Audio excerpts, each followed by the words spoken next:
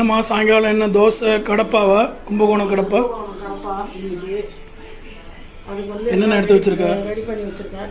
ஒரு 1/4 கிலோ பயத்தம்பருப்பை வேக வச்சு எடுத்து வச்சிருக்கேன். ஒரு 3 உருளைக்கிழங்கு, மீடியம் சைஸ் உருளைக்கிழங்கு 2, ஒரு பெரிய உருளைக்கிழங்கு, 3 உருளைக்கிழங்கு வேக வச்சு எடுத்து வச்சிருக்கேன். இது வந்து இது ரெண்டும் குக்கிங்க்கு.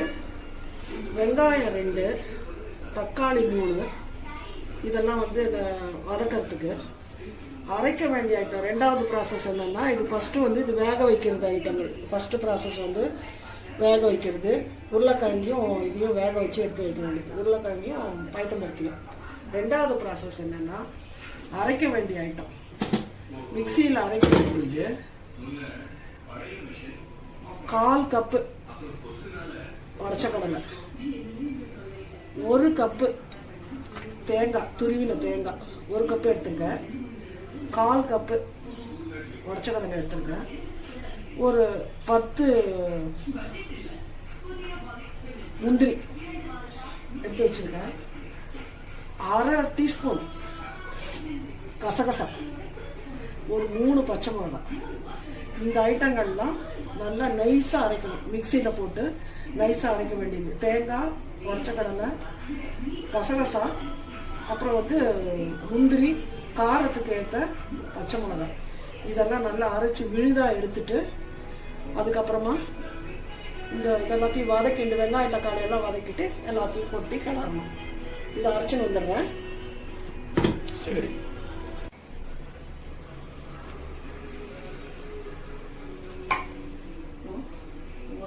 ஒரு 2 பிரிஞ்சி இலை,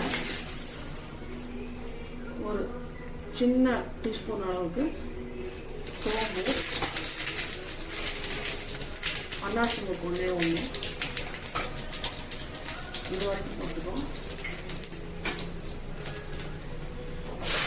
வெங்காயத்தை வதக்கணும்.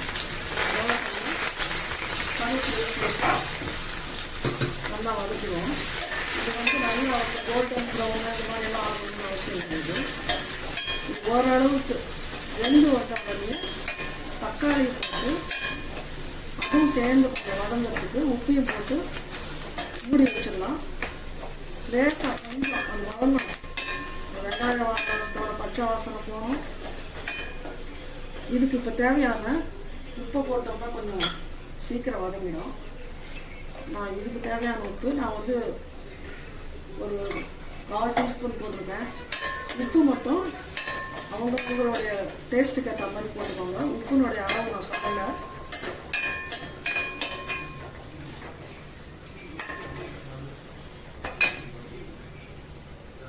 ஒரு இந்த அளவுக்கு வதங்கிடுது.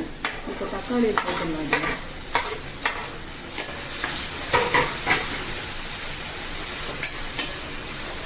தக்காளியும் சேர்ந்து இந்த வெங்காயமும் கொஞ்சம் வதங்கணும்.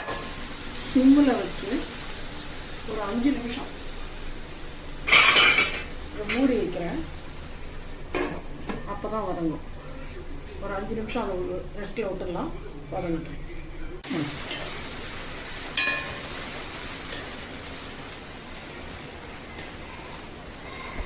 வதங்கிட்டு இப்போ இந்த பருப்பை கொட்டுறோம்.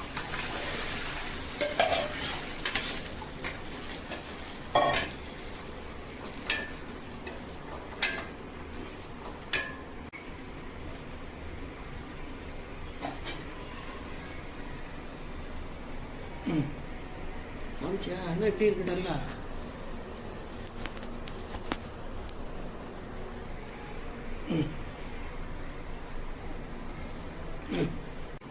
இந்த பருப்பை இதில் கொட்டியிருக்கேன். வெங்காயம் வதங்கினோம்னா இது கொஞ்சம் கொதிக்கட்டும். இதுக்கு வந்து வேறு எந்த விதமான மிளகாப்பொடி காரமும் கிடையாது. வெறும் பச்சை மிளகா தான், அந்த காரம் மட்டும்தான். இப்போ இது கொஞ்சம் கொதிச்ச உடனே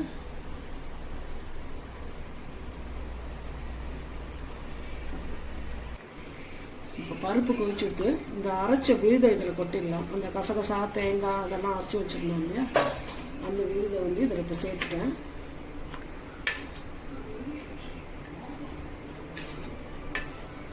இது இந்த மாதிரி வெள்ளை கலரில் தான் இருக்கும். இது சாம்பார் மாதிரியும் இல்லை, குருமா மாதிரியும் இல்லாத ஒரு டேஸ்ட் இது. ஆனால் ரொம்பவே நல்லாயிருக்கும். இட்லி, தோசை, பூரி, சப்பாத்தி எல்லாத்துக்குமே நல்லாயிருக்கும் இது.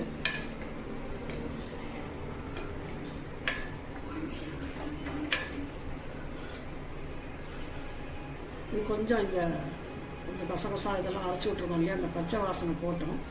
ஒரு 5 நிமிஷம் மூடி வைப்போம். கொதித்த உடனே இந்த உருளைக்கிழங்கு வந்து நான் மசிச்சு வச்சுருக்கேன். 3 உருளைக்கிழங்கு வேக வச்சேன் இல்லையா, இதை வந்து மசிச்சு வச்சுருக்கேன். இதை வந்து இப்போ இது கொஞ்சம் கொதித்த உடனே இதை அதில் கொட்ட வேண்டியதான்.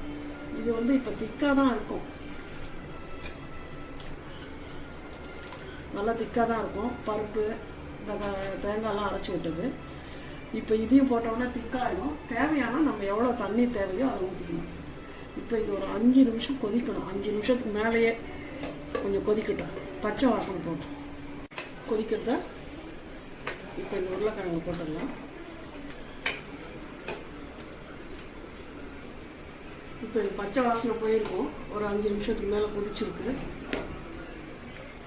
இப்போ ரொம்பவும் அப்படியே மேஷ் பண்ண வேண்டாம், ஓரளவுக்கு கட் பண்ண மாதிரி தான் வச்சுருக்கேன். கொஞ்சம் உருளைக்கிழங்கும் வந்து தென்படணும், ரொம்ப நைஸாக இல்லாமல். இப்போ இதை இதில் போட்டுடலாம்.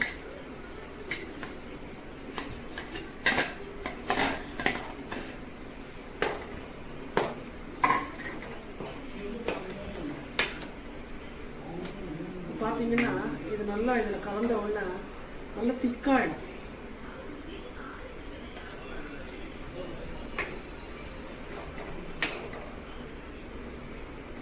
உப்பு மட்டும் பார்த்துக்கணும் போர்மான்னு.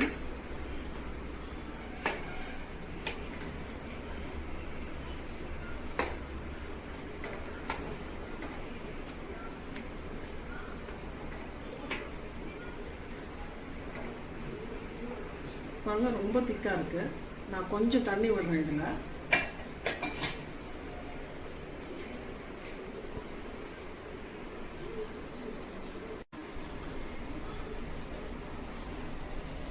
கொதிச்சுருக்கு. நான் கொஞ்சம் தண்ணி விடுறேன், ஏன்னா இது ரொம்ப திக்காக இருக்குது.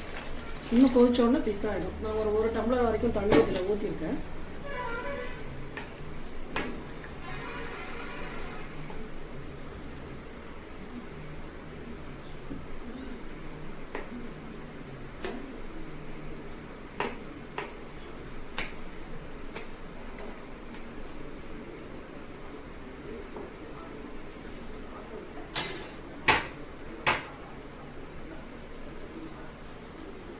இப்போ இந்த தண்ணி போகிறோம், துவைச்சிடுத்து.